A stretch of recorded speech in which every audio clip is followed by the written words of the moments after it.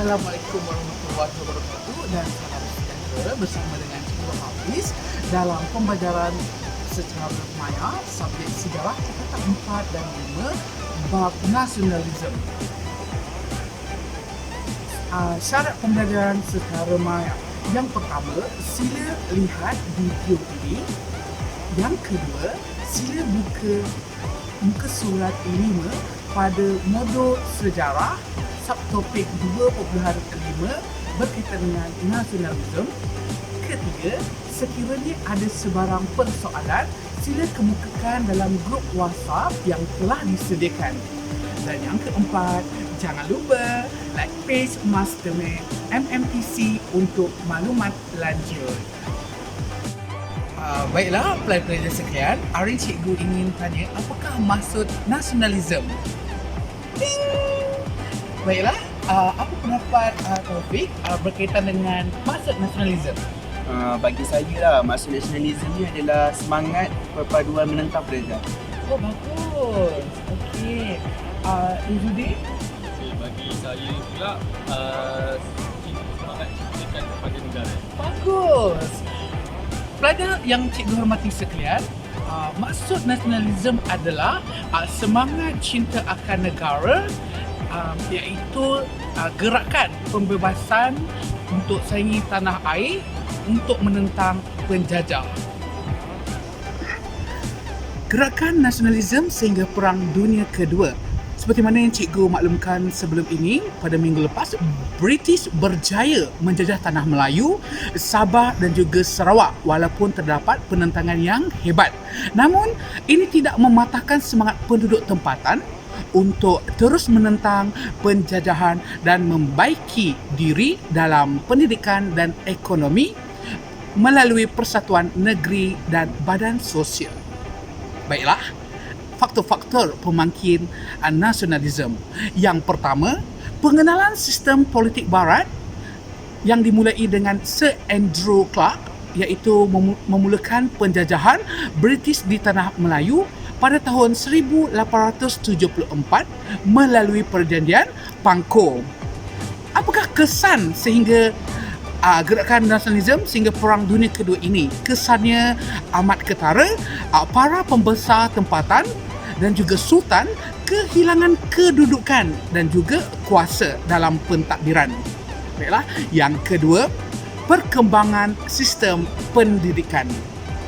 Anak murid sekalian, pada akhir abad ke-19, sistem pendidikan Inggeris dan sekolah vernakular Melayu diperkenalkan.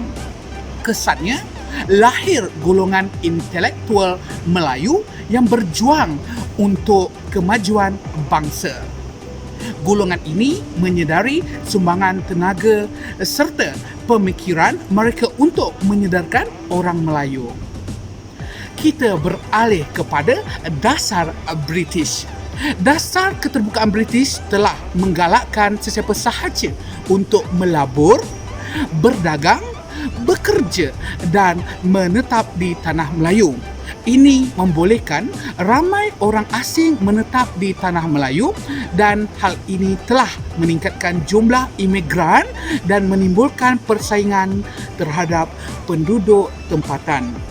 Golongan imigran ini telah menguasai ekonomi komersial dalam kegiatan perusahaan biji timah, getah dan aktiviti perniagaan. Faktor seterusnya yang amat ketara, pendudukan Jepun. Jepun melaungkan konsep kawasan kesemakmuran Asia.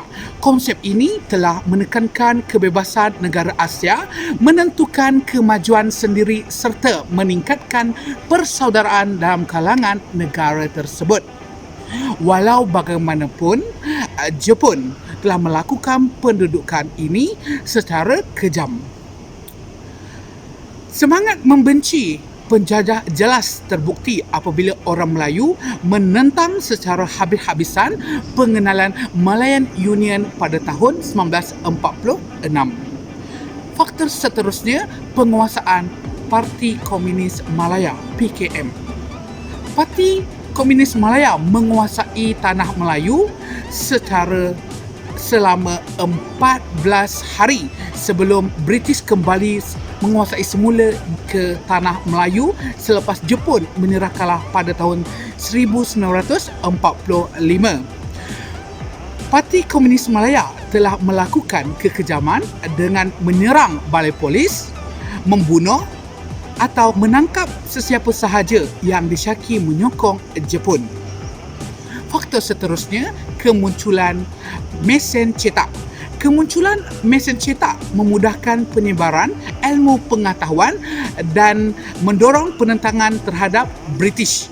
Idea ini menentang penjajah disebarkan melalui media cetak seperti buku, akhbar, majalah, kitab agama dan lain-lain. Faktor seterusnya, gerakan Pan-Islamism sedunia. Gerakan ini merupakan gerakan intelektual Islam seluruh dunia untuk membangkitkan pemahaman terhadap Islam untuk menentang penjajahan Barat di semua negara Islam. Gerakan ini telah memberi kesan kepada kesedaran semangat kebangsaan di tanah Melayu khususnya. Gerakan reformis yang dimulakan oleh Syekh Muhammad Abduh di Mesir telah tersebar luas melalui penulisan beliau. Dan faktor yang terakhir adalah kesedaran politik, iaitu kesedaran politik di Indonesia amat mempengaruhi semangat nasionalisme di tanah Melayu. Ini adalah disebabkan Indonesia rapat dengan tanah Melayu dari segi geografi dan budaya yang telah mempengaruhi gerakan nasionalisme. Kesedaran politik dan sistem pendidikan di Indonesia yang lebih matang telah melahirkan ramai golongan intelektual yang menjadi penulis terkenal. Masyarakat tempatan dapat menghayati idea kebebasan politik dan penentangan terhadap penjajahan melalui idea yang dilontarkan. Baiklah, pelajar-pelajar sekalian, seterusnya kita akan mempelajari perjuangan nasionalisme oleh persatuan-persatuan Melayu di tanah Melayu, Singapura, Sabah dan juga Sarawak. Baiklah, seperti di website ini kita akan mempelajari Kesatuan Melayu Singapura, iaitu atau dikenal sebagai KMS, dan juga Kesatuan Melayu Muda KMM, iaitu Kesatuan Melayu Muda. Untuk makluman semua, ini antara tajuk yang juga penting untuk bab 2 berkaitan dengan nasionalisme. Baiklah, pelajar sekalian, antara tokoh KMS, iaitu Kesatuan Melayu Singapura, yang paling popular dan terkenal, yang pertama adalah Muhammad Yunus Abdullah.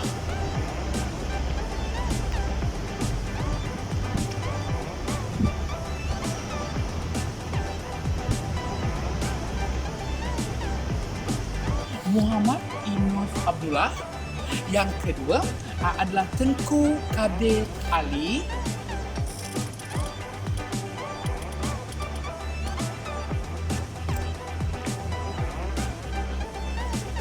Dan yang ketiga, Embok Sulu.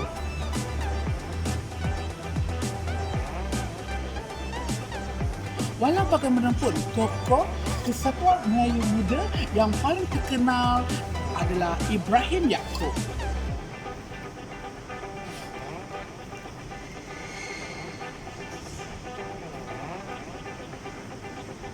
Okey, untuk makluman semua, kesemua kesatuan ini mempunyai matlamat dan objektif yang perlu dicapai.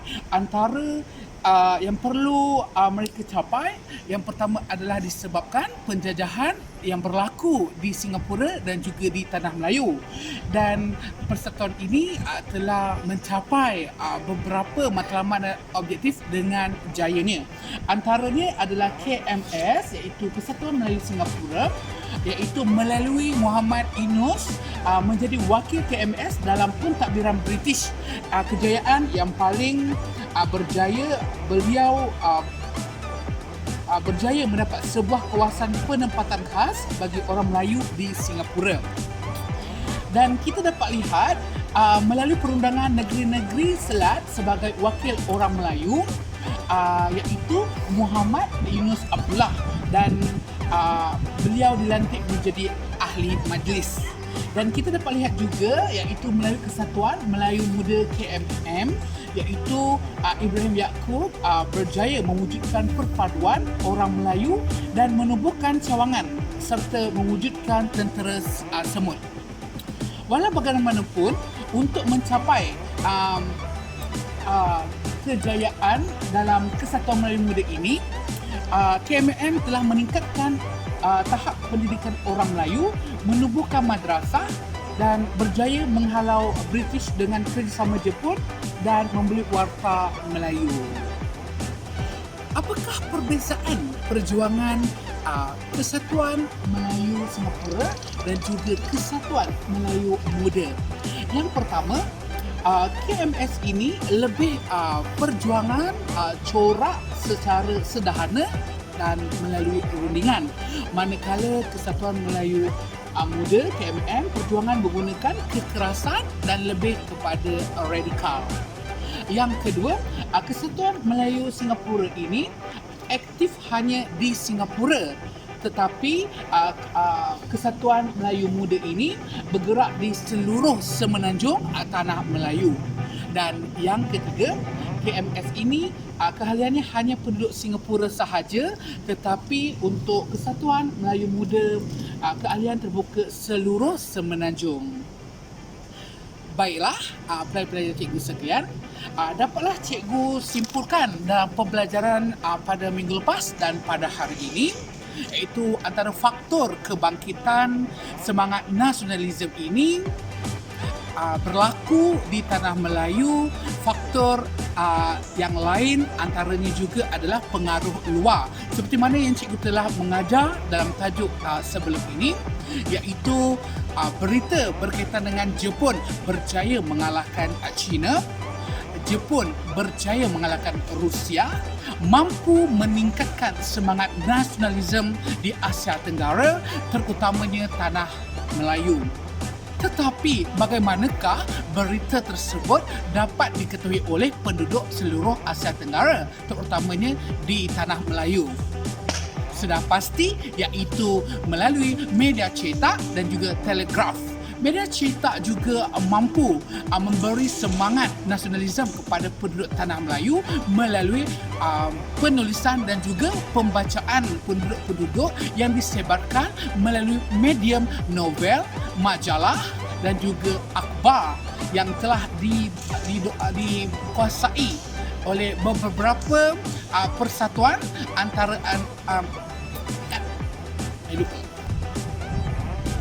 Selain itu, peranan majalah seperti Bulan Melayu mampu meningkatkan semangat ataupun mendorong perpaduan dalam kalangan guru perempuan. Dan yang paling popular adalah majalah guru yang lebih mengutamakan pendidikan bagi anak-anak Melayu. Baiklah, kita tengok seterusnya, iaitu novel, iaitu Melo Kuala Lumpur yang ditulis oleh Harun Aminur Rashid, yang lebih kepada tema semangat kebangsaan, yang lebih kepada emansipasi atau kebebasan wanita dalam menentukan hala tuju kehidupannya. Dan seterusnya adalah Putera Gunung Tahan, iaitu dikarang oleh Ishak Haji Muhammad yang menekankan semangat wira pemuda tempatan dalam menjaga maruah bangsa. Baiklah anak murid-murid sekalian, semoga kita dapat berjumpa pada masa akan datang.